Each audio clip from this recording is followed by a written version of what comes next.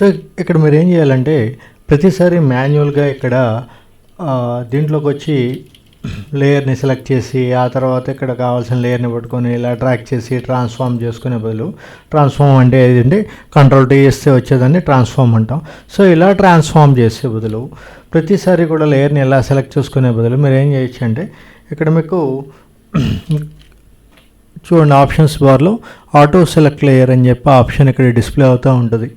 Okay, so ఈ auto select లేయర్ని enable చేయండి. ఎనేబుల్ చేసినట్లయితే కనుక ఇప్పుడు కర్సర్ మీరు ఎక్కడైతే ప్లేస్ చేశారో, ఏ లేయర్ మీద అయితే సెలెక్ట్ చేశారో అది ఆటోమేటిక్గా ఇక్కడ సెలెక్ట్ అయిపోతుంది.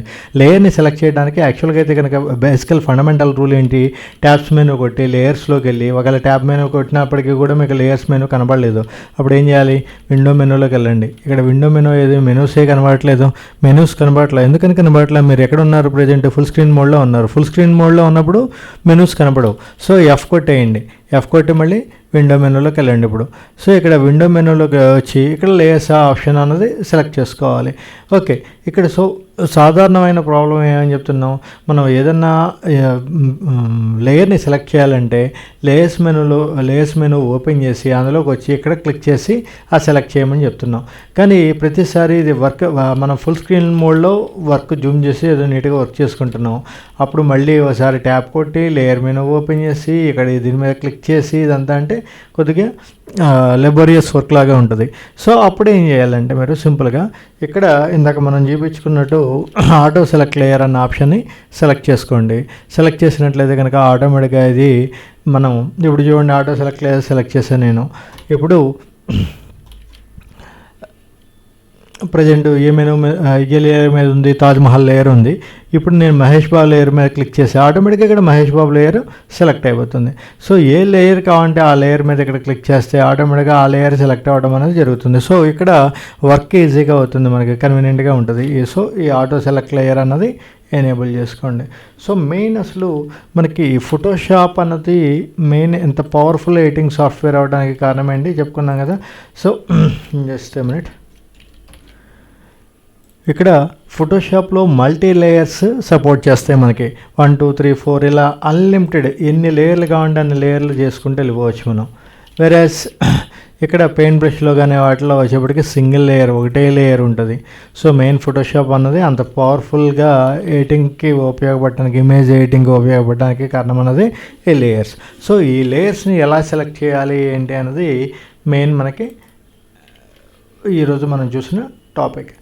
అదేవిధంగా ఇంకోటి చూడండి, ఇక్కడ జస్ట్ ఏమంటే ఇది హైడ్ చేసేయండి. ఈ లేయర్ని హైడ్ చేయాలంటే ఇప్పుడు ఫర్ ఎగ్జాంపుల్ వర్క్ చేసేటప్పుడు మనకి నెంబర్ ఆఫ్ లేయర్స్ ఇలా పెరిగిపోతూ ఉంటాయి. మనం ఎన్ని లేయర్స్ మీద వర్క్ చేయొద్దు అనుకున్నాం.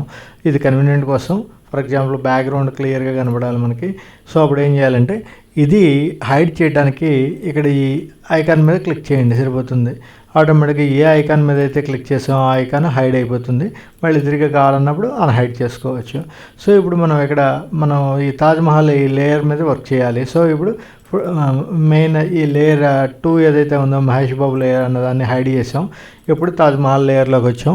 ఇప్పుడు కంట్రోల్ టీ కొట్టి దీన్ని రీసైజ్ చేసుకోండి, క్యాన్వాస్కి తగ్గట్టు రీసైజ్ చేసుకోండి.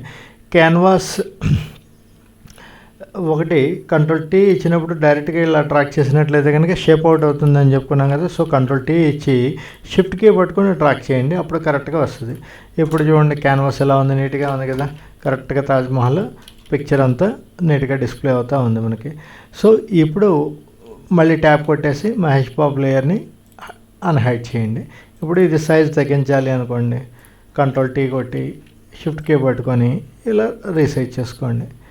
సో ఇది లేయర్స్ కాన్సెప్ట్, ఫోటోషాప్లో ఉన్న layers concept plus size resize చేయటం, transform size for example.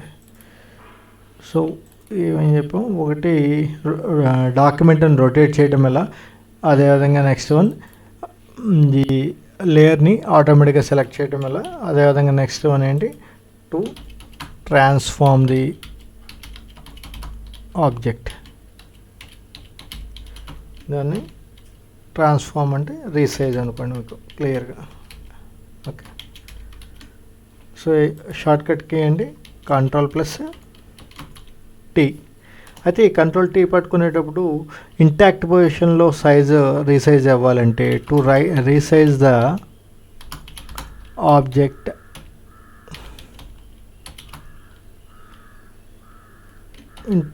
Intact పొజిషన్లో రావాలి మనకి.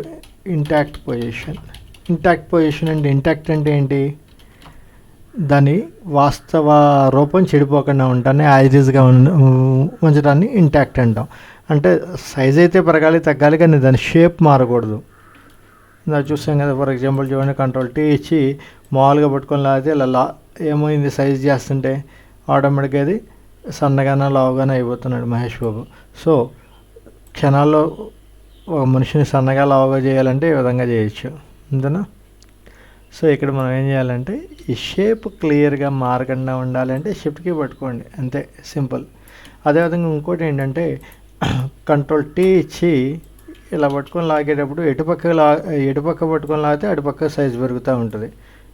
ఈ కార్నర్లో పట్టుకున్నాం అనుకోండి, ఈ కార్నర్లో ఇటు పెరిగింది, ఇటు కావంటే ఇటు, అలా కాకుండా మనకి అన్ని కార్నర్స్ కూడా ఈక్వల్గా ఒకేసారి పెరగాలి తగ్గాలి.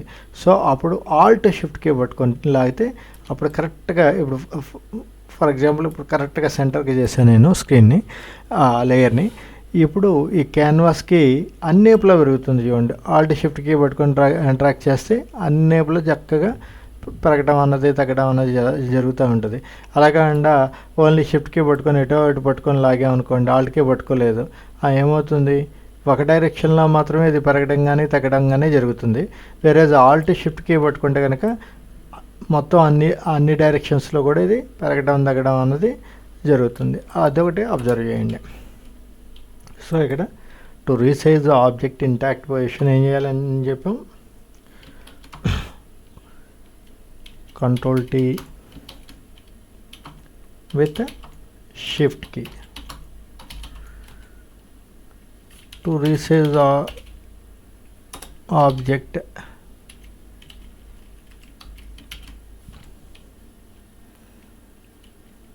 in all directions.